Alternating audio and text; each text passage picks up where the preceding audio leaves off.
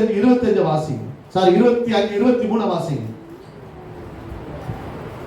Abigail தாவீதை காண்கையில் தீவிரமாய் கழுதையை விட்டு இறங்கி தாவீதுக்கு நேராக தரையில் முகங்குப்புற விழுந்து பணிந்து அவன் பாதத்திலே விழுந்து ஆண்டவனே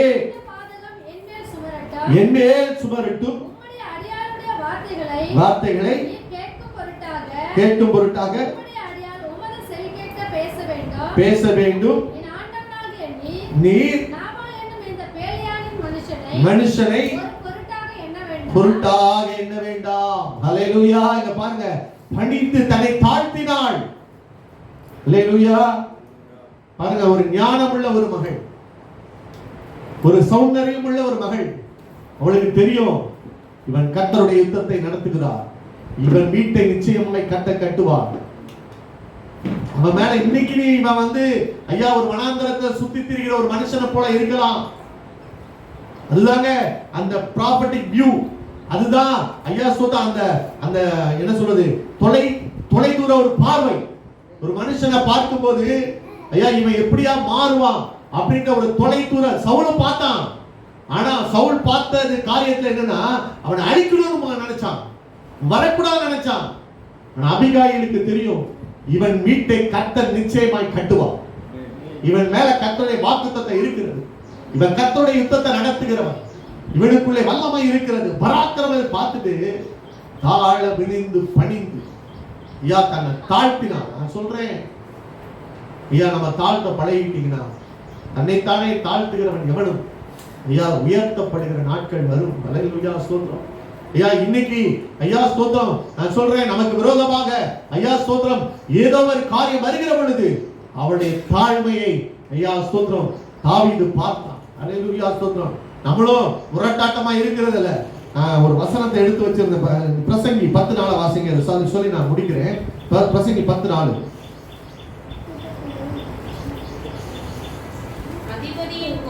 அதிபதியின் கோபம் உன்மேல் எழும்பினால் விலகாதே,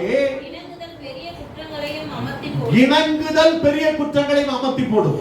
அப்படின்னா ஐயா என் மேல எனக்கு மேல உள்ள அதிகாரி கோபப்பட்டாரு, இப்ப நம்ம என்னன்னா நான் வெளியே போறேன்ப்பா, நான் இவன்ட்டெல்லாம் இருக்க முடியாது அப்படின்னு சொல்லி அவங்களை நம்பி ஐயா சொல்றான், நீ உன் ஸ்தானத்தை விட்டு விலகாதே.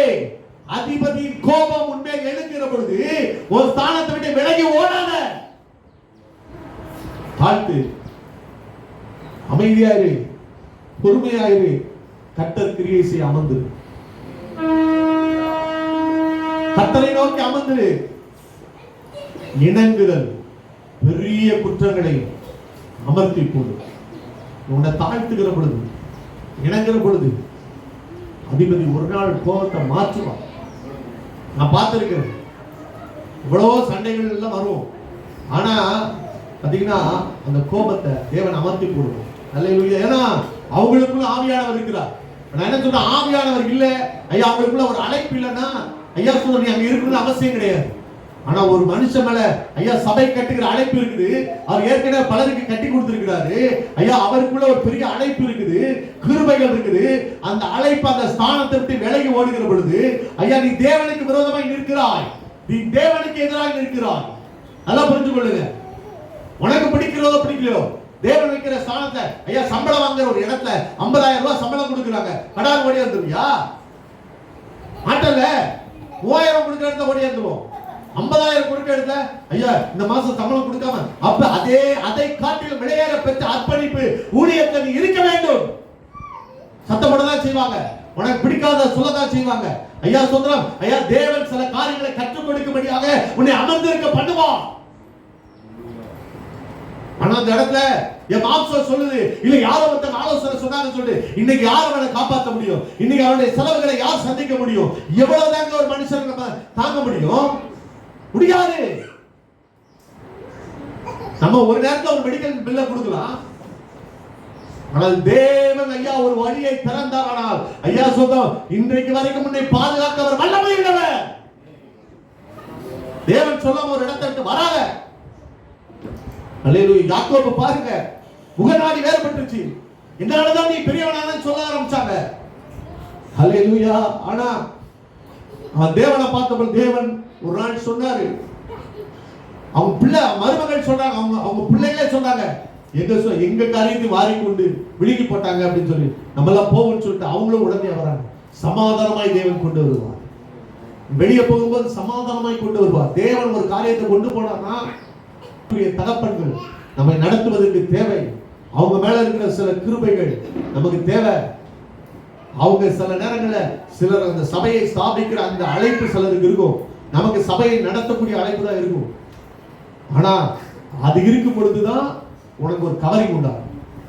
இது நல்ல ஆவிக்குரிய லெவல்ல இருக்கிறவங்களுக்கு தெரியும். அந்த கவரிங் இருந்துச்சுன்னா பாதுகாப்பு. நான் பல இடங்களுக்குள்ள போவேன். சில நேரங்களில் நான் அவர்கிட்ட போய் பிரேயர் பண்ணும்போது, கடந்த முறை கூட நான் குறைவோட போனேன், யாருக்குமே தெரியாது. ஆனா அவர் சொன்னார், நீ குறைவோட இருக்கிறான். அவங்களுக்கு தெரியும் இவன்கிட்ட என்ன இருக்கு, இவனுடைய காரியம் என்ன. ஏன்னா நமக்காக ஜெபிக்கிற, நமக்காக ஒரு காரியத்தை உத்தரவாதம் எடுத்து நிற்கிற ஐயா சொந்தம் ஒருத்தருடைய காரியத்திற்குள் நீ அடங்கி இருக்க வேண்டும். கேள்விப்பட்ட போது என் நிந்தையின் வழக்கை விசாரித்து செய்யாதபடிக்கு தடுத்த கர்த்தருக்கு ஸ்தோத்திரம். ஹல்லேலூயா. பொல்லாப்பை திரும்ப பண்ணினார் போதும். ஹல்லேலூயா. உன் நிந்தையின் வழக்கை தேவன் நடத்துவார். ஹல்லேலூயா. ஸ்தோத்திரம். இன்னைக்கு சில காரியத்தால் நிந்தை அனுபவிச்சுட்டு கொண்டிருக்கிறாய் அல்லவா? இன்னைக்கு தாவீதை போல ஐயா ஸ்தோத்திரம், நீ மதிலாக இருந்த காரியங்கள் இருந்துச்சு, வீணாய் சில காரியங்களை காப்பாற்றி உபகாரியாய் இருந்த நாட்கள் இருந்துச்சு, அவங்களுக்கு பாதுகாப்பாய் இருந்த நாட்களாய் இருந்துச்சு. ஆனா இன்னைக்கு உனக்கு உதவி செய்யாம போயிட்டாங்கல்ல, கவலைப்படாத. ஹல்லேலூயா. சொல்ற அவங்க மேல கோபப்படாத, அந்த காரிய சித்தியின் மேல எரிச்சல் ஆகாத, நீ பொல்லாப்பு செய்யாத, நான் என்ன துரோகம் பண்ண நீ நினைக்காத, கேள்வி கேட்காத, நீ கர்த்தரை நோக்கி அமர்ந்திரு. ஹல்லேலூயா. ஸ்தோத்திரம். ஐயா அவருடைய பொல்லாப்பை அவர்கள் தலையிலே திருப்பி உன் நிந்தையின் வழக்கை நடத்த என் தேவன் இன்றைக்கு சித்தம் கொண்டிருக்கிறார். ஹல்லேலூயா. எவன் உன்னை நிந்தித்தானோ, எவன் உன்னை அவமானப்படுத்தினானோ, நன்மை செய்தவர்கள் தீமை செய்தானோ, அவன் தலையிலே பொல்லாப்பை திரும்பி கொண்டு வருகிற தேவன். ஹல்லேலூயா. அவர் நிச்சயமாய் உனக்காக யுத்தம் செய்ய